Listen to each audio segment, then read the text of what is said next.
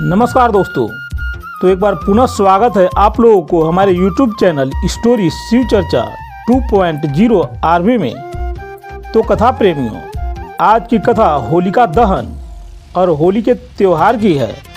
होलिका दहन क्यों मनाया जाता है, होली क्यों मनाई जाती है, इसका कारण क्या है, इसकी शुरुआत कब से हुई, ये सब आज हम इस कथा में जानेंगे। तो चलिए शिव गुरु का नाम लेकर शुरू करते हैं। बोलिए ओम नमः शिवाय। तो कहानी पे आते हैं। भक्त प्रहलाद और होलिका दहन की यह कथा भारतीय संस्कृति के सबसे गहरे और प्रभावशाली अध्यायों में से एक है। सृष्टि के आरंभिक काल में जब सतयुग का प्रभाव था, कश्यप ऋषि और दिति के पुत्रों हिरण्याक्ष और हिरण्यकश्यप ने अपनी शक्ति से तीनों लोकों में भय व्याप्त कर दिया था। जब भगवान विष्णु ने बड़ा अवतार लेकर पृथ्वी की रक्षा हेतु हिरण्याक्ष का वध किया, तो उसके भाई हिरण्यकश्यप के हृदय में प्रतिशोध की अग्नि प्रज्वलित हो उठी। उसने विष्णु को अपना परम शत्रु मान लिया और संकल्प किया कि वह न केवल विष्णु का अंत करेगा, बल्कि स्वयं को अमर बनाकर सृष्टि का ईश्वर कहलाएगा। हिरण्यकश्यप मद्राजल पर्वत पर गया और उसने ऐसी घोर तपस्या की कि उसके शरीर के मांस को दीमक खा गए, केवल हड्डियां शेष रही। उसकी तपस्या के तेज से चराचर जगत तपने लगा, अर्थात जलने लगा। अंततः ब्रह्मा जी प्रकट हुए। हिरण्यकश्यप ने चतुराई से अमरता का वरदान मांगा। जब ब्रह्मा जी ने कहा कि मृत्यु ध्रुव है, अर्थात मृत्यु ही सत्य है, अर्थात मृत्यु को कोई टाल नहीं सकता, जिसका जन्म हुआ है उसका मरना निश्चित है, तब असुर ने अपनी बुद्धि से एक ऐसा सुरक्षा कवच बुना जिसे भेदना असंभव जान पड़ता था।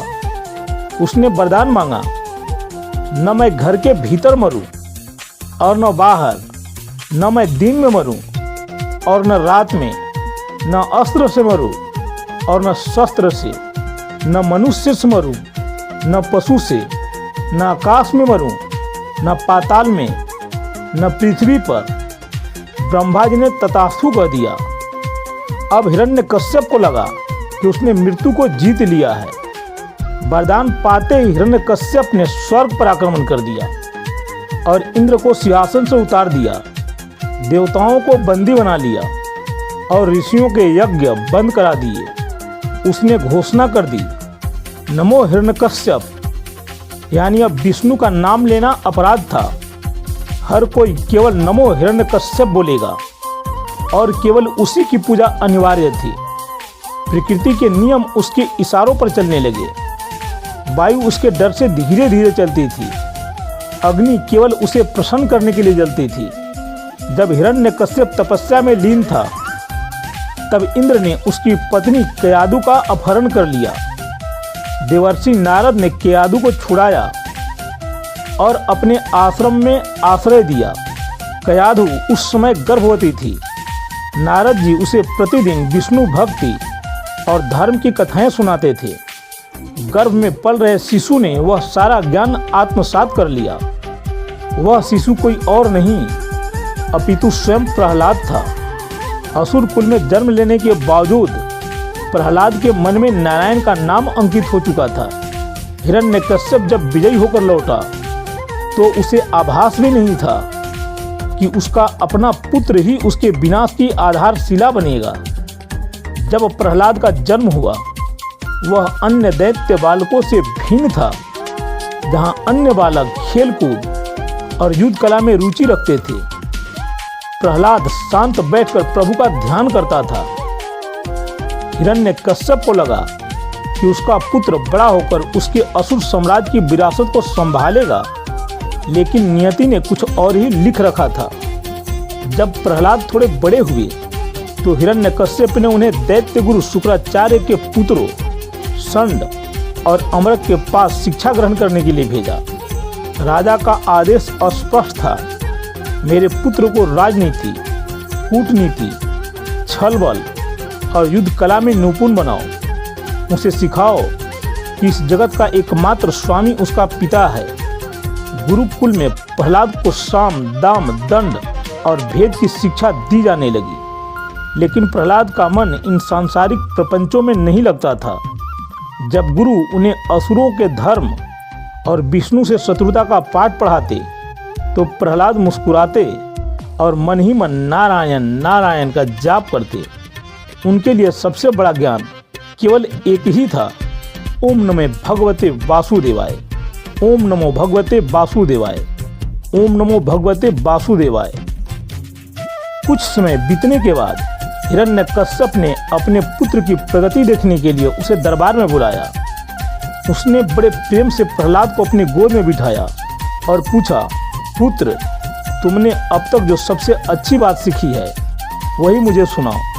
प्रहलाद ने निर्भय होकर उत्तर दिया, पिताश्री, मैंने सीखा है कि जो मनुष्य मोह माया के इस अंधे कुएं में गिरा हुआ है उसे सब कुछ त्याग कर भगवान विष्णु की शरण में चले जाना चाहिए।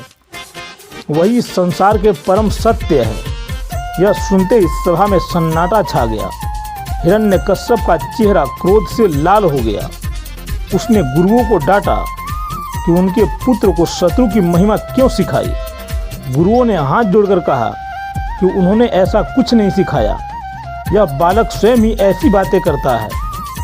जब प्रहलाद पुनः पाठशाला लौटे तो गुरुओं ने उन पर कड़ी निगरानी रखी।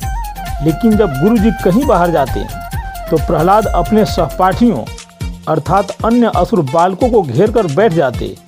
वे उन्हें बताते कि यह शरीर नश्वर है और ईश्वर की भक्ति ही एकमात्र सार है। अद्भुत बात यह हुई कि प्रहलाद के तेज और उनकी वाणी के प्रभाव से अन्य असुर बालक भी उनके साथ हरिनाम संकीर्तन करने लगे। असुरों की पाठशाला अब एक भक्ति का केंद्र बन गई। यह समाचार जब हिरण्यकश्यप तक पहुंचा तो उसका धैर्य जवाब दे गया। उसे लगा कि यदि प्रहलाद को अभी नहीं रोका गया तो उसकी पूरी आने वाली पीढ़ी विष्णु भक्त बन जाएगी। हिरण्यकश्यप ने निर्णय लिया कि वह अपने ही पुत्र का वध कर देगा। उसने कहा, जो मेरा शत्रु है वह मेरा पुत्र नहीं हो सकता। प्रहलाद को हलाहल विष पिलाया गया, लेकिन नारायण का स्मरण करते ही वह विष अमृत बन गया। उन्हें पागल हाथियों के पैरे तले कुचवाने का प्रयास किया गया, पर हाथियों ने ऐसा नहीं किया। हाथियों ने प्रहलाद को देखते ही घुटने टेक दिए और उन्हें अपनी सूंड से प्रणाम किया। प्रहलाद को ऊंचे पर्वत की चोटी से नीचे फेंका गया, लेकिन भगवान ने स्वयं उन्हें अपनी गोद में थाम लिया और वे सुरक्षित भूमि पर उतर आए। उन्हें काल कोठरी में जहरीले नागों के बीच छोड़ा गया, पर नागों ने उनके चारों ओर एक छत्र बना लिया और उन्हें कोई हानि नहीं पहुंचाई। जैसे जैसे प्रहलाद हर हमले से बचते रहे, हिरण्यकश्यप का भय बढ़ने लगा। वह सोचने लगा, क्या वास्तव में कोई अदृश्य शक्ति इस बालक की रक्षा कर रही है? लेकिन उसका अहंकार इतना बड़ा था कि उसने सत्य को स्वीकार करने के बजाय प्रहलाद को जादूगर और छली करार दे दिया। उसने अपने सैनिकों को आदेश दिया कि इसे ऐसी सजा दो जो आज तक किसी को न मिली हो। तभी उसकी बहन होलिका राजमहल में प्रवेश करती है, जिसके पास एक ऐसा दिव्य वरदान था जो इस कहानी को एक नया मोड़ देने वाला था।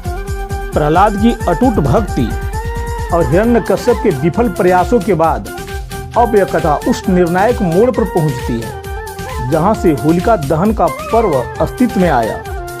जब हिरण्यकश्यप ने देखा कि शस्त्र, विष, हाथी और सर्प सब प्रहलाद के सामने फेल हो गए हैं, तब वह अत्यंत चिंतित और क्रोधित हो उठा। उसी समय उसकी बहन होलिका उसके पास आई। होलिका को अपनी शक्तियों पर बड़ा गर्व था। उसने कठिन तपस्या के बल पर ब्रह्मा जी से एक ऐसा दिव्य दुशाला अर्थात चादर प्राप्त किया था जिसे ओढ़ने के बाद अग्नि उसे छू भी नहीं सकती थी। होलिका ने अपने भाई का संताप देखा और कहा, भैया, आप व्यर्थ ही चिंतित है। मेरे पास वह शक्ति है जो प्रकृति के नियमों को भी बदल सकती है।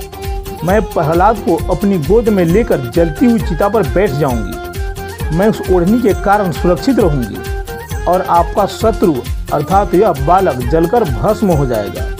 हिरण्यकश्यप को यह विचार अत्यंत उत्तम लगा।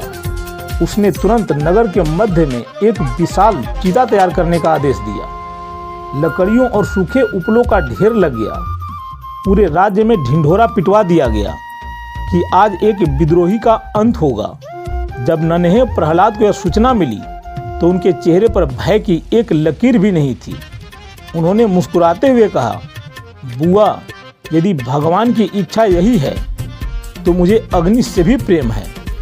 प्रहलाद का विश्वास अटूट था। वे जानते थे कि अग्नि देव भी उसी परमात्मा की आज्ञा से जलते हैं। पूर्णिमा की वह रात थी। होलिका ने अपनी वह विशेष रेशमी चादर ओढ़ी और प्रहलाद को अपनी गोद में कसकर पकड़ लिया।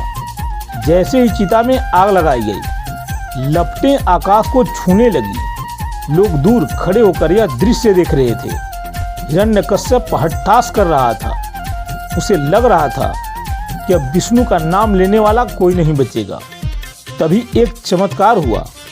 हवाएं तेज चलने लगी। प्रकृति ने अपना रुख बदल दिया।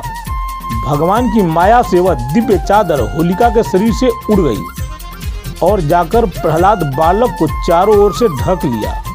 अग्निदेव, जो अब तक होलिका के वरदान का सम्मान कर रहे थे, उन्होंने देखा कि एक पापिनी एक भक्त की हत्या का प्रयास कर रही है। अग्नि से अपना शीतल रूप प्रहलाद के लिए रखा, लेकिन होलिका के लिए वह काल बन गई। देखते ही देखते वरदान के बावजूद होलिका जलकर राख हो गई, जबकि प्रहलाद अग्नि के बीचों बीच नारायण का जाप करते हुए बिल्कुल सुरक्षित रहे। जब आग शांत हुई तो लोगों ने देखा कि प्रहलाद मुस्कुराते हुए बाहर आ रहे थे। उनके शरीर का एक बाल भी बांका नहीं हुआ था। यह देखकर प्रजा में नारायण के जयकारे गूंज उठे। पहली बार हिरण्यकश्यप की सत्ता की चूलें हिल गई, अर्थात जड़ें हिल गई। होलिका का अंत यह संदेश देता है कि यदि आप अपने वरदानों या शक्ति का उपयोग किसी निर्दोष या भक्त को हानि पहुंचाने के लिए करते हैं तो वह शक्ति स्वयं आपके विनाश का कारण बन जाती है। लोगों ने उस राख को माथे पर लगाया और बुराई के अंत का उत्सव मनाया। होलिका की मृत्यु ने हिरण्यकश्यप को पागलपन की हद तक पहुंचा दिया।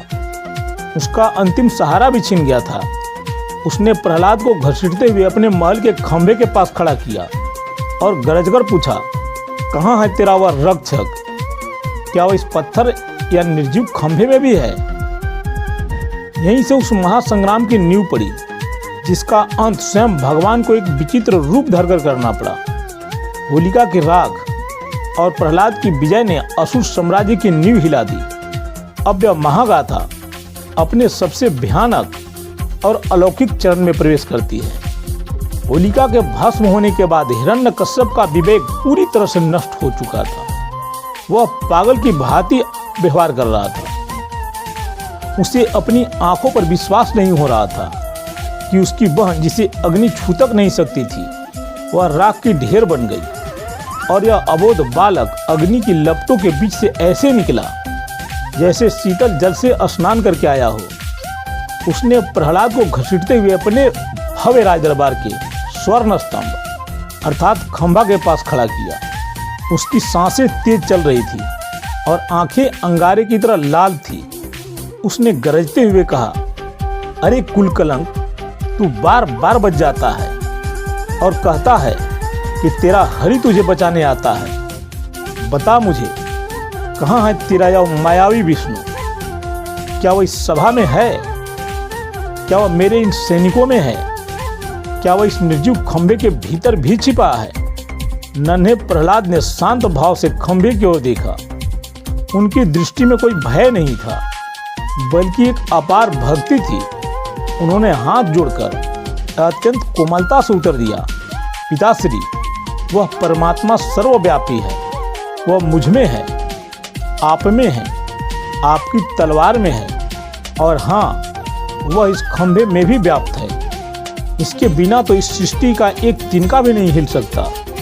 यह सुनते ही हिरण्यकश्यप का अट्ठास पूरे महल में गूंज उठा। उसने अपनी विशाल गदा उठाई और चिल्लाया, यदि वह इस खंभे में है तो आज मैं उसे भी मार डालूंगा और तुझे भी। उसने पूरी शक्ति से उस पत्थर के भारी खंभे पर प्रहार किया।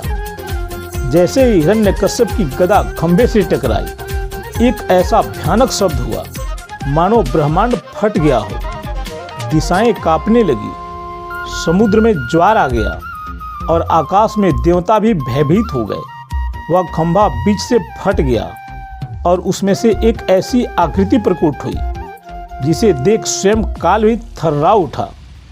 वे न तो पूरी तरह से मनुष्य थे और न ही पशु।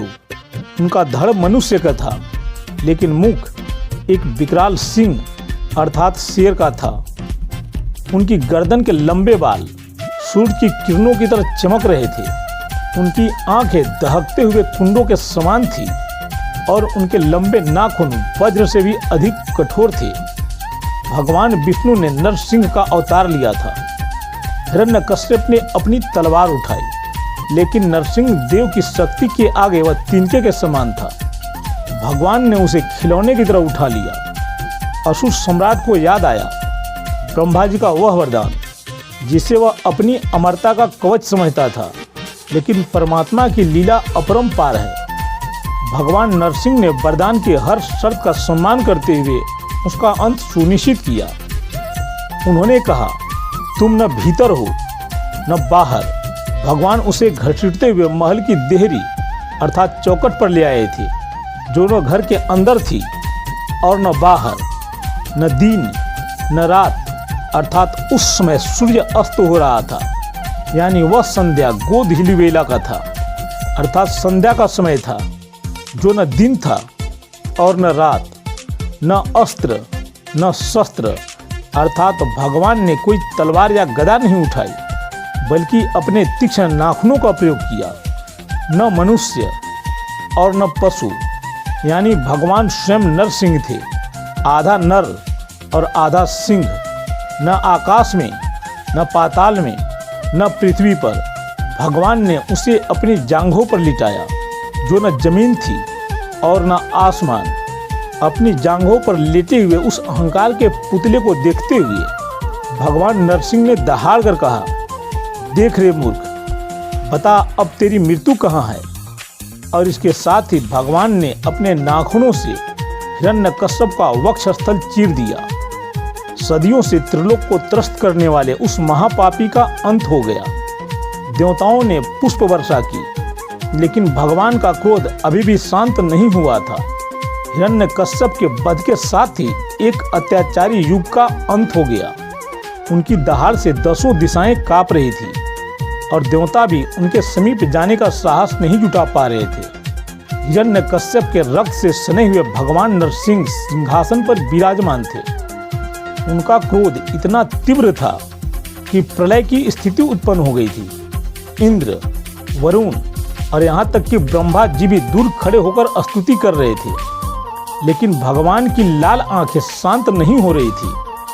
अंततः ब्रह्मा जी ने बालक प्रहलाद को आगे किया और कहा, पुत्र, केवल तुम्हारी भक्ति इस दावानल को शीतल कर सकती है। जाओ और प्रभु को शांत करो। नन्हा प्रहलाद, जिसके मन में रत्ती भर भी भय नहीं था, धीरे धीरे भगवान के चरणों की ओर बढ़ा। उसने भगवान के चरणों में साष्टांग प्रणाम किया। जैसे ही भगवान नरसिंह ने अपने इस परम भक्त को देखा, उनका सारा क्रोध वात्सल्य अर्थात प्रेम में बदल गया। उन्होंने अपनी जीभ से प्रहलाद को चाटा और उसे उठाकर अपनी गोद में बिठा लिया। भगवान ने गुंजती हुई मधुर आवाज में पूछा, पुत्र प्रहलाद, मांग, क्या वरदान चाहिए तुझे? तेरे कारण ही मुझे रूप धरना पड़ा। प्रहलाद ने हाथ जोड़कर कहा, हे प्रभु, मुझे कुछ नहीं चाहिए, बस इतनी कृपा कीजिए कि मेरे मन में कभी किसी वरदान की इच्छा ही न जगे। और यदि आप देना ही चाहते हैं तो मेरे पिता के सभी पापों को क्षमा कर दीजिए, क्योंकि उन्होंने अज्ञानतावश आपका विरोध किया था।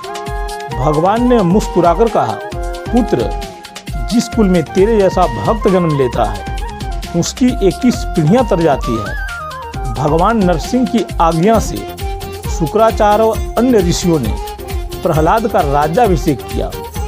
प्रहलाद एक आदर्श राजा बने। उनके राज्य में न कोई दुखी था न कोई दरिद्र। उन्होंने सिखाया कि सत्ता का अर्थ अहंकार नहीं बल्कि सेवा है। असुरों का वह साम्राज्य जो कभी आतंक का पर्याय था, अब हरि नाम के संकीर्तन से गूंजने लगा। प्रहलाद ने सिद्ध कर दिया कि संस्कार जन्म से नहीं बल्कि कर्म और भक्ति से महान होते हैं। जब भगवान नरसिंह ने हिरण्यकश्यप का वध कर दिया और प्रहलाद को अपनी गोद में बिठाकर शांत हुए, तब पूरे ब्रह्मांड में एक अलौकिक शांति छा गई। वर्षों से आतंक के साए में जी रही प्रजा के लिए यह एक नए जीवन जैसा था। जैसे ही अग्नि शांत हुई और प्रहलाद सुरक्षित बाहर आए, लोगों के मन का भय समाप्त हो गया। भक्तों ने उस पापिनी होलिका की राख को हवा में उड़ाना शुरू कर दिया। वह राख बुराई के अंत का प्रतीक मानती थी। मान्यता है कि सबसे पहले लोगों ने उसी भस्म अर्थात राख को एक दूसरे को तिलक की तरह लगाया, जिसे आज भी कई स्थानों पर होली की विभूति कहा जाता है। पौराणिक आख्यानों के अनुसार जब प्रहलाद का राज्याभिषेक हुआ, तब स्वर्ग के देवता और ऋषि मुनि अत्यंत प्रसन्न थे, लेकिन नरसिंह भगवान का रूप अभी भी अत्यंत तेजस्वी और उग्र था। तब माता लक्ष्मी ने विचार किया कि इस विजय के उत्सव को भय से बदलकर आनंद में कैसे बदला जाए। कहा जाता है कि देवर्षि नारद ने सुझाव दिया कि विजय का उत्सव केवल राग से नहीं बल्कि प्रकृति के सुंदर रंगों से मनाया जाना चाहिए। नारद जी ने कहा, प्रभु की यह विजय सत्य की विजय है और सत्य सदैव सुंदर होता है, अतः इस दिन को प्रकृति के रंगों से सजाया जाए। भगवान विष्णु के निर्देश पर माता लक्ष्मी ने कमल के फूलों, पलाश के फूल और केसर को पीसकर एक सुगंधित चूर्ण तैयार किया। यह प्रथम गुलाल था। देवताओं ने इस चूर्ण को आकाश से प्रहलाद और प्रजा पर बरसाया। पलाश के फूलों का वह लाल नारंगी रंग अग्नि की उन लपटों का प्रतीक था जिन्होंने भक्त को नहीं जलाया बल्कि उसे निखार दिया। ऋषियों ने इस परंपरा को आगे बढ़ाते हुए निर्देश दिया कि इस दिन टेसु यानी पलाश के फूलों का उपयोग किया जाए। इसके पीछे एक गहरा वैज्ञानिक और आध्यात्मिक कारण भी है। बसंत ऋतु के आगमन पर शरीर में आलस्य और बीमारियां बढ़ जाती है। पलाश के रंगों से नहाना और गुलाल लगाना त्वचा के लिए औषधि का काम करता है। जब गुलाल गालों पर लगता है तो राजा और रंग, ऊंच और नीच का भेद मिट जाता है। हर चेहरा एक ही रंग में रंग जाता है। यह प्रहलाद के उस उपदेश का पालन था कि ईश्वर की दृष्टि में सब समान है। यद्यपि रंगों की शुरुआत सतयुग में प्रहलाद के समय हुई, लेकिन इसे रंगों का त्योहार बनाने का पूर्ण श्रेय द्वापर युग में भगवान श्री कृष्ण को जाता है। कृष्ण ने वृंदावन और गोकुल में राधा और गोपियों के साथ प्राकृतिक रंगों और जल की बौछारों से होली खेलकर इसे प्रेम और भाईचारे का महाकुंभ बना दिया। उन्होंने सिखाया कि गुलाल केवल रंग नहीं है बल्कि प्रेम की अभिव्यक्ति है। होलिका दहन के अगले दिन रंग खेलने का मुख्य कारण विजय का उत्सव मनाना है। अग्नि अर्थात तो होलिका दहन क्या है? तो होलिका दहन हमारे भीतर के कचरे और पापों को जलाने का है। रंग और धुलेंडी जो नई आशा, भक्ति और प्रेम का संचार करते हैं। गुलाल से होली खेलने का विधान इसीलिए किया गया ताकि हम अपनी कड़वाहट को भुलाकर एक दूसरों को प्रेम के रंग में रंग सके। यह उस महान घटना की याद दिलाता है जब प्रकृति ने भी भक्त प्रहलाद की रक्षा के लिए अपना नियम बदल दिया था। होलिका दहन की यह कथा मात्र एक प्राचीन कहानी नहीं है बल्कि यह हमारे जीवन का दर्शन है। हर साल हम जब होली चलाते हैं अर्थात होलिका दहन करते हैं तो हम वास्तव में अपने भीतर के हिरण्यकश्यप अर्थात अहंकार को मारने और अपनी होलिका अर्थात नकारात्मकता को भस्म करने का संकल्प लेते हैं। अगले दिन रंगों की होली उस आनंद का उत्सव है जो बुराई के अंत के बाद हृदय में उत्पन्न होता है। सृष्टि का नियम है कि जब जब अधर्म बढ़ता है, परमात्मा किसी न किसी रूप में प्रकट होकर संतुलन स्थापित करते हैं। प्रहलाद की गाथा हमें सिखाती है कि चाहे पूरी दुनिया आपके विरुद्ध खड़ी हो, यदि आपके साथ सत्य और ईश्वर है तो आग के लपटें भी आपके लिए चंदन के समान शीतल हो जाएगी। यह कथा हमें सिखाती है विश्वास और आत्मसमर्पण, क्योंकि विश्वास और आत्मसमर्पण वह ढाल है जिससे टकराकर काल के चक्र की भी दिशा बदल देते हैं या बदल जाते हैं। जिस तरह प्रहलाद के अटूट विश्वास ने अग्नि की प्रकृति को शीतल कर दिया, उसी तरह यदि आपका अपने लक्ष्य और ईश्वर पर अटल विश्वास है तो दुनिया की कोई भी बाधा आपको नहीं जला सकती। अगला सीख है शक्ति का सदुपयोग, अर्थात शक्ति और वरदान जब अहंकार का रूप ले लेते हैं तो वे स्वयं के विनाश का कारण बन जाते हैं। होलिका के पास वरदान था, लेकिन उसका उद्देश्य अधर्म था। यह हमें सिखाता है कि आपकी योग्यता या पद तभी तक सार्थक है जब तक कि उसका उपयोग दूसरों के कल्याण के लिए होता हो। तीसरा सीख है ईश्वर की सर्वव्यापकता। परमात्मा केवल मंदिर की मूर्तियों में नहीं, बल्कि आपके संकल्प और हर विश्वास के हर स्तंभ अर्थात खंभे में विद्यमान है। जब हिरण्यकश्यप ने खंभे पर प्रहार किया तो भगवान प्रकट हुए। यह विचार हमें सिखाता है कि सत्य के लिए लड़ने वाले व्यक्ति को कभी अकेला महसूस नहीं करना चाहिए। सहारा आपके भीतर और आसपास ही मौजूद है। चौथी शिक्षा है प्रतिकूल परिस्थितियों में धैर्य रखें, अर्थात अधर्म का अहंकार चाहे कितना भी घना क्यों न हो, सत्य की एक नन्ही सी लौ उसे भस्म करने के लिए पर्याप्त है। प्रहलाद छोटे थे और शत्रु अत्यंत शक्तिशाली, फिर भी प्रहलाद विचलित नहीं हुए। धैर्य और सत्य के साथ कभी नहीं छोड़ा। अंततः विजय आपकी ही होगी। आप भी धैर्य और सत्य का साथ कभी न छोड़े। अगली शिक्षा है संस्कारों की महानता। महानता जन्म या कुल से नहीं, बल्कि विचारों और चरित्र से तय होती है। असुर कुल में जन्म लेने के बाद भी प्रहलाद भक्त शिरोमणि कहलाए। यह सिद्ध करता है कि आपकी परिस्थितियां चाहे जैसी भी हो, आपके संस्कार आपको महान बना सकते हैं। अगली शिक्षा है अहंकार का अंत, अर्थात इंसान की बुद्धि जब स्वयं को ईश्वर मानने लगती है तब उसका पतन निश्चित हो जाता है। हिरण्यकश्यप का वध यह संदेश देता है कि संसार में कोई भी नियम या वरदान अहंकार को मृत्यु से नहीं बचा सकता। विनम्रता ही वह गुण है जो व्यक्ति को अमर बनाता है। तो दोस्तों, ये थी होलिका दहन और होली की पौराणिक कथा।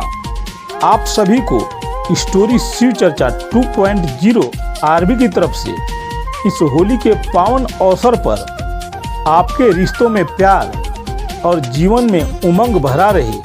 होलिका दहन के साथ आपके जीवन की सभी नकारात्मकताएं जलकर भस्म हो जाएं और रंगों की होली आपके जीवन में सुख, शांति और समृद्धि के नए रंग लेकर आए।